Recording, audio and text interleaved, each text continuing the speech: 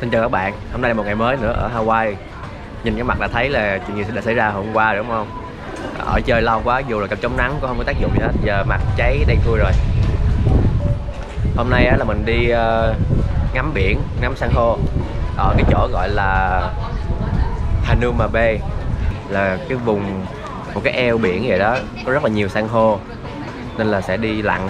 Trong cái khu này là vô tiền vé là 7,5 đồng. Đang ngồi chờ để mà phải coi cái video gọi là bảo tồn thiên nhiên trước đó rồi mới chơi xuống dưới.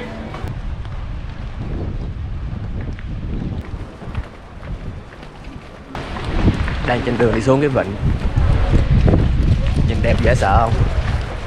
Nước trong vắt luôn, thấy rõ cái đáy cơ. Đá san hô này nọ đủ thứ hết.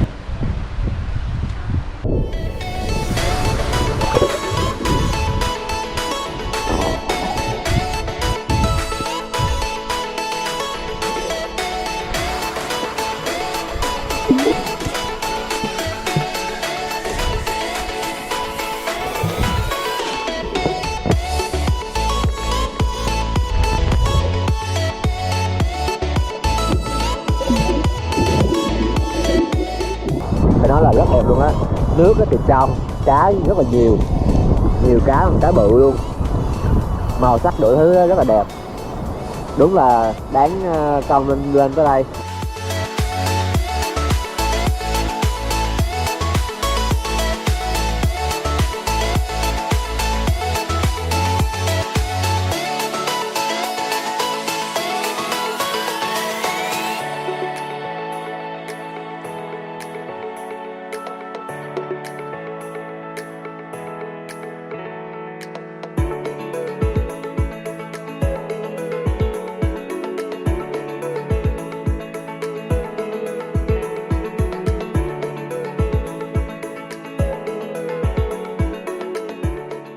Mình được ăn trưa. Hey, can I get a teriyaki burger please? That's all. Yeah. Mình mới vừa mua đồ ăn trưa ở đây luôn. Ăn mua cái bánh hamburger như vậy. Ở đây thì khu du lịch thì nó bán giá 8 đồng chịu thôi, chứ bây giờ mà ăn chỗ khác thì đi hơi xa. Thôi ăn đỡ rồi đi tiếp.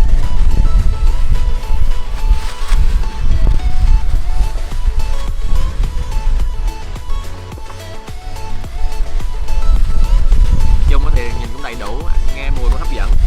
Để coi sao.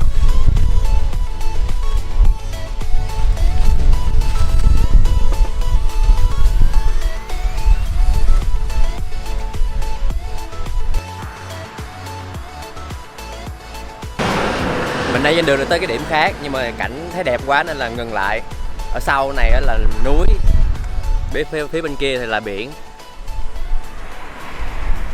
Ở trên nhìn xuống rất là tuyệt.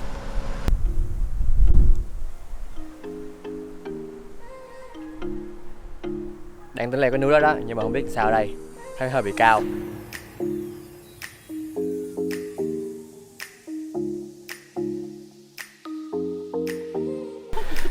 Đây là cái đường mình đang lên cái núi này nè. Đó là cái đường rầy xe lửa ngày xưa. Bây giờ họ không có còn xài nữa, nó cho người dân leo lên đây.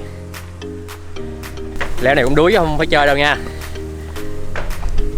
Thử tới đâu tới, cùng lắm đi xuống thôi.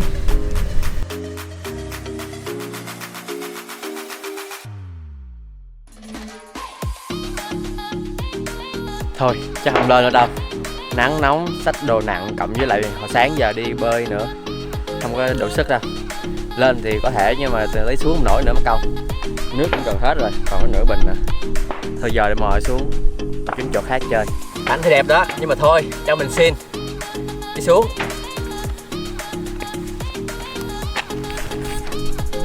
Các bạn nào mà nhắm lên được cái núi hồi nãy á thì để lại comment phía dưới ha. Người ta gọi nó là Coco Head.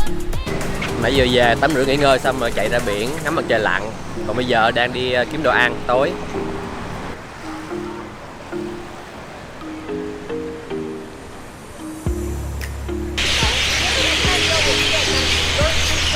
chim nó kêu quá chừng luôn, nó đậu cái cây đó đó. Con đường này là con đường làm tiền mà rất là nhiều hàng quán mà hàng hiệu cao cấp này đó.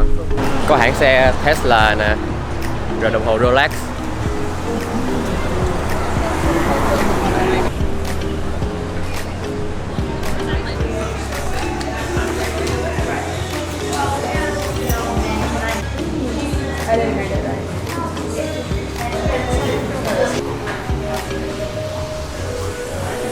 Hôm nay ăn cái món đặc sản của Hawaii rồi có cơm với lại cá sống. Hôm nay mua cá ngừ, cá hồ với lại tôm. Rồi đủ thứ những cái nguyên liệu nó trộn chung lại cũng rất là ngon.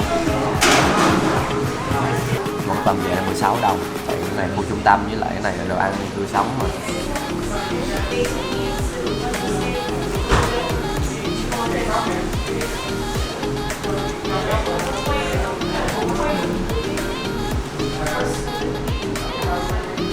Có đủ thứ hương vị nó hòa quyện với nhau.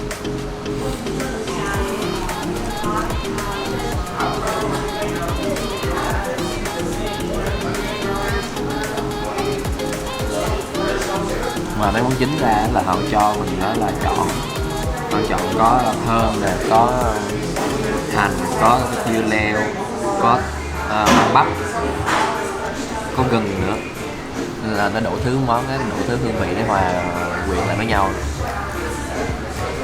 làm ăn cũng rất là vừa miệng. Ăn xong rồi, giờ mình đi bách phố tí nữa rồi về.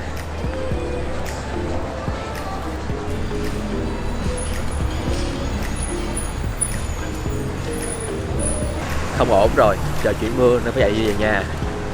Nếu bạn thích video này thì hãy bấm nút like. Còn nếu muốn theo dõi những cái video tiếp theo ở Hawaii hay là du lịch kiểu này thì các bạn sẽ subscribe channel của anh ha. Bây giờ xin chào và hẹn gặp lại.